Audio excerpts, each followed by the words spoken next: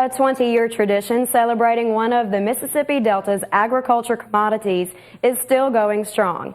Delta Rice Promotions Incorporated recently hosted its annual National Rice Month Luncheon, which drew about 2,000 people to Delta State University in Cleveland.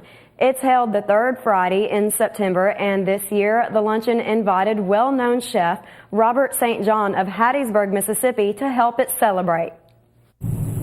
With about 200,000 acres of rice being planted in Mississippi each year, it's easy to see why the crop is so highly valued, especially in the Delta. Rice is grown in much of the state's northeast area and ranks among Mississippi's top agricultural exports. To educate the public and celebrate the influence of Mississippi rice, the annual National Rice Month Luncheon is held at Delta State University in Cleveland. Dr. Martha Ray Sarter, former 4-H youth development specialist for Mississippi State University Extension, was among the first to bring the luncheon to life.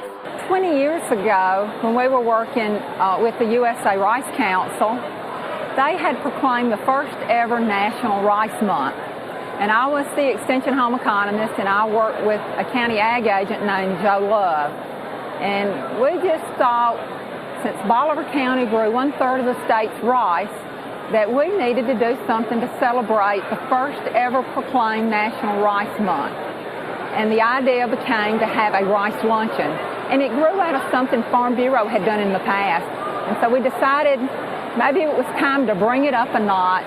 The luncheon was a success, meeting the goal of drawing 1,000 people. Tickets sold for $2 each, and they're the same price today. The event is hosted by Delta Rice Promotions Incorporated, which was also formed 20 years ago to promote Delta rice. The group is made up of MSU Extension personnel, Farm Bureau members, and other community leaders. Dr. Sarter says the group fortunately had no trouble promoting the luncheon. It was very easy. The Delta's a very social place. We do things around food. We do it around friends. And so it was a natural for this community and for the whole community of the Delta. We advertised it throughout the rice counties. We got the assistance for the food for all 13 counties, and it was advertised statewide through newspapers. We didn't have the internet like we do today. It was in its infancy, but we just got the word out just through good media efforts. The annual National Rice Month Luncheon continues to grow, reaching a record this year of over 2,000 people. Rice farmer Ronnie Aguzzi says he's glad the community recognizes rice production in Mississippi. We as rice farmers appreciate the hard work that the Delta Promotions do for this rice luncheon and promote people eating rice. It is good for the economy of not only the Delta of Mississippi. The state's annual rice crop contributes about $144 million to Mississippi's economy. The rice-growing families and local Delta restaurants brought over 300 rice dishes to the luncheon, featuring various entrees, side items, and even desserts. Laura Jacalia, MSU Extension Bolivar County Director, says an event on this scale requires a great deal of planning. I mean, in all honesty, we actually started back, say, last April or May to plan this event. We formed subcommittees to put on Delta Rice Promotions Luncheon, and so everybody just works together in their little subcommittee. This year, we decided to make it more like a birthday party, and as a matter of fact, we have a cake that will serve 350 people, and it is a replica of a rice field. The lady did an awesome job, and so I hate to cut it. In addition to the massive birthday cake, the event showcased a cooking demonstration with Chef Robert St. John, who has appeared on the Food Network, Travel Channel, and Turner South Network. Jacalia explains why it was a perfect highlight. St. John is from the South, and so it's what better way to help us promote rice than to invite a Southern chef here that knows all about the Delta. The demonstration featured Cajun dishes cooked with rice. In addition to television appearances, Chef St. John has authored several cookbooks, written food columns, and runs Mississippi restaurants, Purple Parrot Cafe, Crescent City Grill, and Mahogany Bar. He ended with an excerpt from one of his books where he jokes about why it could be a good thing that certain people don't visit the South because of their false conceptions. Out of everything I've written, this piece has probably gotten the most notoriety of anything I've ever done. This is based on an epiphany I had, and it's called My South.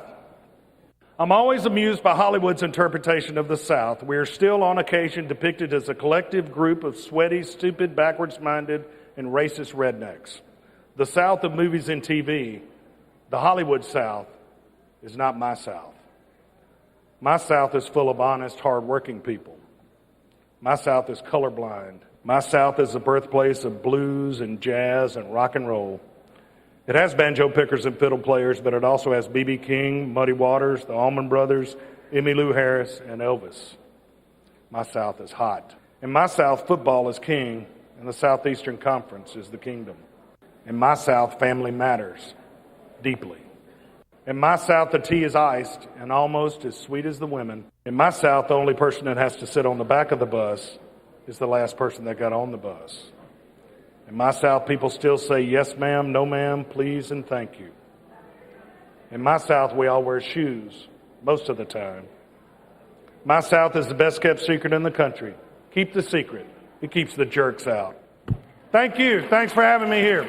St. John stayed to sign books and mingle with visitors. Laura Jacalia says nutritional information on rice was also available, as well as medical services. We have Bolivar Medical, we have Delta State with their nursing staff and also their food nutrition staff. They're here today taking blood pressure and checking cholesterol. We also, of course, have the ag lending agencies here with us today, Farm Bureau, Land Bank, USA Rice Federation, and U.S. Rice Producers. Jacalia says she's proud that Delta Rice Promotions Incorporated put on the most unique rice luncheon yet. Dr. Martha Ray Sauter says she's happy to see the tradition live on. The rice community that put this together has really done a great job in continuing this event, and I'm just honored that they invited me back this year. The grand additions to this year's annual National Rice Month Luncheon prove the tradition of honoring Mississippi rice will live on for years to come. From Delta State University, I'm Amy Taylor reporting. You can watch this story again on our Farmweek website at farmweek.msucares.com. You can contact the Bolivar County Office of the MSU Extension Service if you want to find out more about the Delta Rice Luncheon. We'll also have a link to Robert St. John's website. You can find those links at farmweek.msucares.com. Amy, I'd like to thank the University Television Center at Mississippi State University for providing a lot of the video you saw there. They were providing video support and projecting Robert St. John up on the big screen and such as that. I also want to mention that, unfortunately, Joe Love, who was the county agent at the time there, passed away last year and obviously could not be there, but he was one of the people that made that go in the beginning. But, you know, the luncheon now is an established part of the Cleveland calendar. You know, come third Friday of September, you know that the luncheon is going to take place. So that, to me, says something to its sticking power.